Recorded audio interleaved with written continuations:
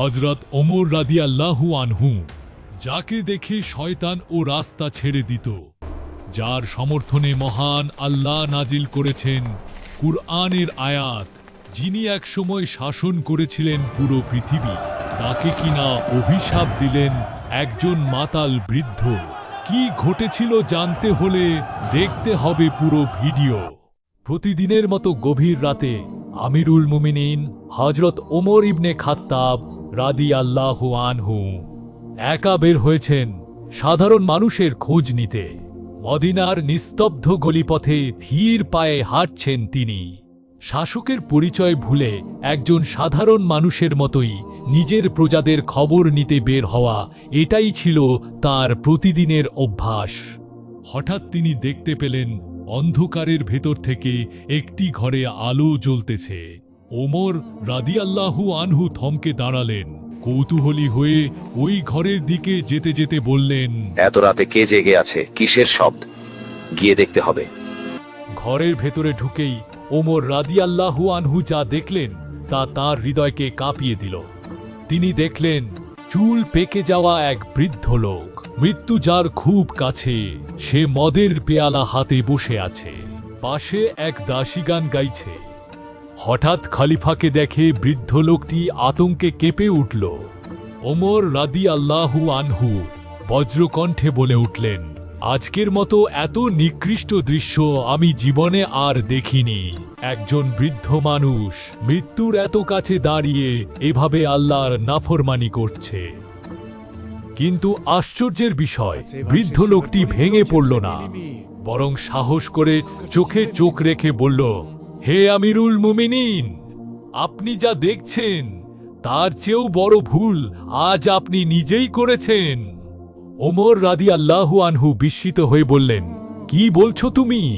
লোকটি বলল, আল্লাহ কুরআনে গোপনীয়তা খুঁজতে নিষেধ করেছেন আর অনুমতি ছাড়া কারো ঘরে প্রবেশ করতেও নিষেধ করেছেন, কিন্তু আজ আপনি এই দুটো কাজই করেছেন। কথাগুলো যেন বজ্রাঘাত হয়ে নামল ওমর রাদিয়াল্লাহু আনহুর হৃদয়ে। মুহূর্তেই তিনি নিজের ভুল বুঝতে পারলেন। কাঁপা কণ্ঠে বললেন, হ্যাঁ, তুমি সত্য বলেছ। তারপর তিনি নিজের মুখ ঢেকে কাঁদতে লাগলেন।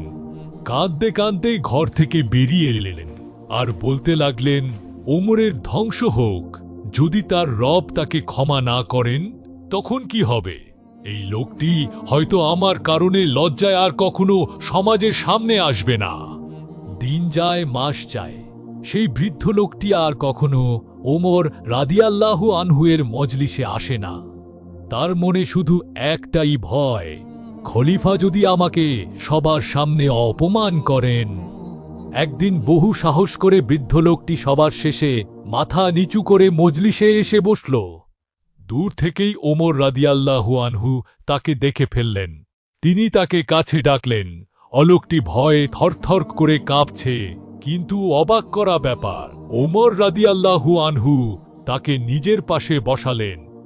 তারপর কানের কাছে মুখ নিয়ে ফিসফিস করে বললেন, হে আমার ভাই, সেদিন রাতে তোমার সেই দৃশ্য আমি আজ পর্যন্ত দুনিয়ার কোনো মানুষকে বলিনি।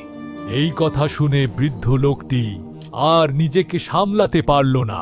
সে খলিফার কানে ফিসফিস করে বলল, হে আমিরুল মুমিনিন, ওই আল্লাহর কসম, সেই রাতের পর থেকে আমি আর কখনো ওই গুনাহের দিকে ফিরে যাইনি। আমি আল্লাহর কাছে সত্যিকার তওবা করেছি। আর তখনই ওমর রাদিয়াল্লাহু আনহু আনন্দে আত্মহারা হয়ে বলে উঠলেন, আল্লাহু আকবার। চারপাশের মানুষ অবাক।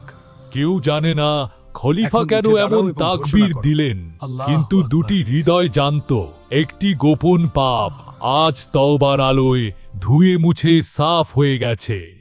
কারো ব্যক্তিগত দোষ জানতে পারলে তা প্রকাশ না করে বরং তাকে সংশোধনের সুযোগ দেওয়া, এটাই ইসলামের মহান আদর্শ। খলিফা হওয়া সত্ত্বেও হযরত ওমর রাদিয়াল্লাহু আনহু নিজের ভুল আগে স্বীকার করেছেন, এটাই প্রকৃত ইনসাফ। গোপন পাপের তওবা যদি সত্যিকার অর্থে হয়, তবে আল্লাহ এবং বান্দার সম্পর্ক নতুন করে জীবন্ত হয়ে ওঠে। পরবর্তী পর্বে আমরা দেখব এই তওবাকারী বৃদ্ধ লোকটি কিভাবে আল্লাহর বিশেষ অনুগ্রহে অলৌকিক ক্ষমতার অধিকারী হয়ে উঠলেন। সেই অবিশ্বাস্য পরিবর্তনের কাহিনী জানতে অবশ্যই আমাদের সাথেই থাকবেন। ভিডিওটি ভালো লাগলে একটি লাইক করে দিন, চ্যানেলটি সাবস্ক্রাইব করে নোটিফিকেশন বেলটি অন করে রাখুন। এই পর্যন্ত সবাই ভালো থাকবেন। আসসালামু আলাইকুম ওয়া রাহমাতুল্লাহ।